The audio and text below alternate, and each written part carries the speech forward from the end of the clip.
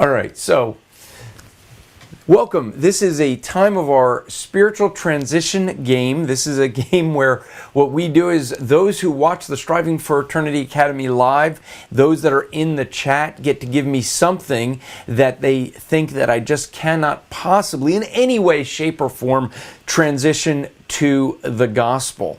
So I take whatever is given in the chat, they hit the record button up there, and I have to do a quick transition from whatever I'm given to the gospel.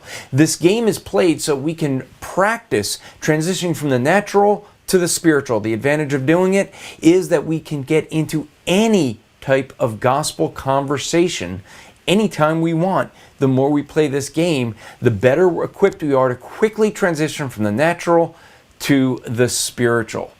Today's topic is a mason jar. I'm not sure I know what that is either, but a canning jar. Okay, well, I know what canning is. So, so with that, so as we think about canning, people that you know are familiar with canning, I'm sure they're more familiar with what a mason jar is than I am. I just consider going to the grocery store like an effort, but actually canning foods. But I do like gardening, I will admit that. But the thing is that when you actually do a lot of gardening, as I did this summer, the dilemma I had is I had more tomatoes than I could possibly eat.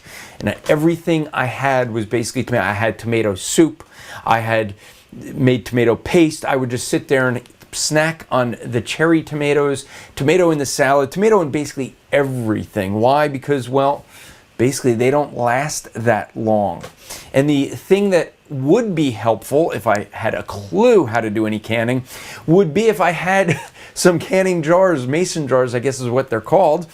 But I know that they do have jars where you can pickle things and store things for long-term use, to basically hold things. And it's a very interesting thing when you think about that. What you're doing is you're taking the fruits of your labor, of if you're doing gardening that is, and you're taking the fruits of that labor and you're trying to hold it over for a longer period of time so it'll last for the whole year.